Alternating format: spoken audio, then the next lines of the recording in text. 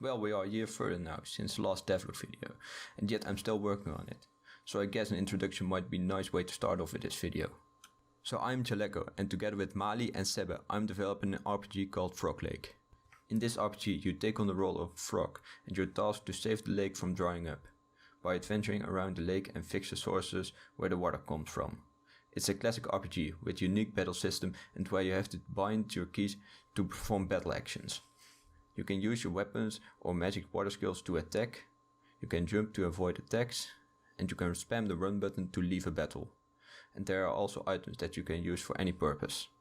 The world consists of a lot of different ecosystems and towns with a bunch of caves and dungeons to explore. The game will also not feature any XP system, and the only way to get stronger is to learn new magic skills and to find better weapons and to complete quests. And the best part of all is, all of the enemy encounters are visible on the overworld map. You could view it as a mix of Earthbound, Mario and Luigi Partners in Time, Final Fantasy, and perhaps also a little Deltarune Undertale influences here and there, which are in fact the inspirations of this game. So now I want to talk about where the project is at and what the future of the project will be.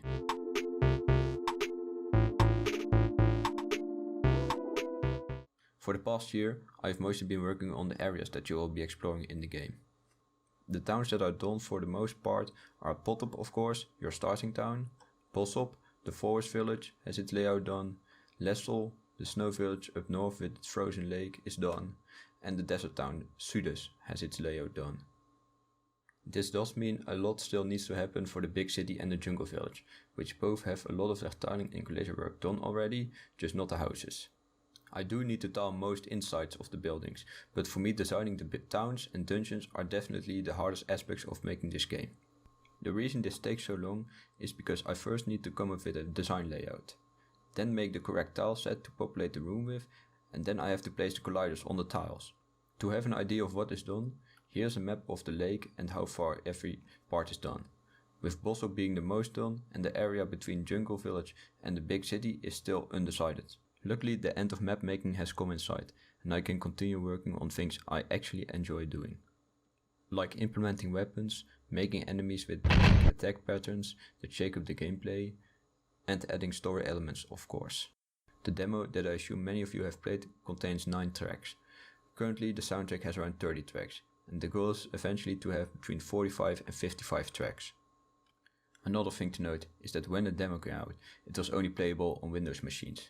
Luckily I can now say you can also play it on Linux based operating systems too, like Ubuntu and Arch. Even ARM Linux devices, like the Raspberry Pi and Nvidia Jetson Nano, work perfectly, with the Jetson Nano working slightly better because it has a dedicated GPU. The Mac port still needs some work, but currently it experiences a lot of problems regarding the light system that I used in the demo, meaning it is not playable. It will just show a black screen as soon as any darkness. The reason I have not been able to fix most of the issues is that I don't have access to any hardware that is designed to run macOS. So most of the debugging has been done on laptops that I have lended from friends.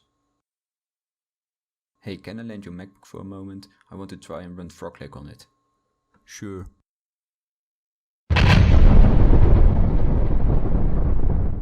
Of course there's still a lot of stuff that needs to happen, but these are the most important ones.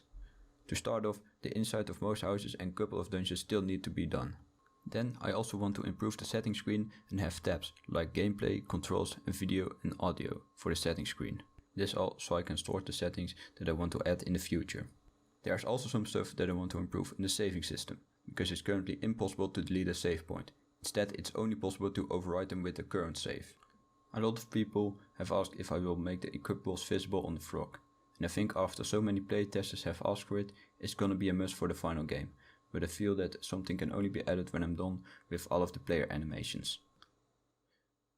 When I'm not working on FrogLake, I also like to spend time and learn how to make my own game engine. In the past year I have acquired a great knowledge on programming in C and C++, and I am also learning how to work with the SDL2 graphics library. Ever since I discovered GameMaker Studio as a 13-year-old, I have made most of my games in GameMaker. Of course, most of the games have been made in GameMaker Studio 2, since that got released around the time that I learned how to make small games for the game making competitions that I competed in.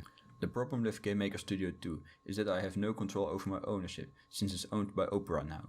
After they took over, they have made it impossible to get GameMaker as a one-time purchase. Luckily, I got my license before subscriptions were a thing, so it's not too crazy of an idea to still use GameMaker.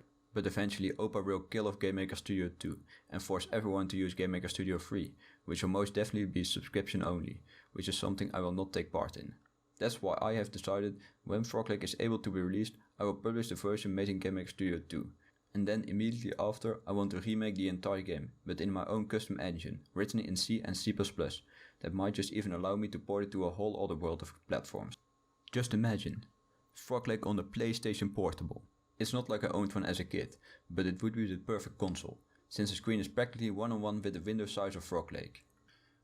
I have also been thinking about how I want to publish the final game. The idea is to first sell the game on Steam, GOG and itch.io, within a price range from 2 to 5 euros, depending on how long a single playthrough will be eventually. And if I believe I have made enough money, I will just GPL free the original GMS2 code, and maybe eventually all of the other platform ports made in my own custom engine will be GPL'd. But if you are interested in any more open source project, they can all be found on my GitHub, which is _. But that's all I have to say, and I hope you have an idea of where the project is at right now. The demo has been out for quite a long time now, so if you haven't played it, then go play it and tell me on my Discord what you thought of it. I would love to hear what you have to say. And I hope I get a lot more done within a shorter time frame, since school is coming to an end again. This means I'm gonna have loads of more free time, which is great, because this is the closest thing to employment I have right now. But that's all I have to say for now. Bye.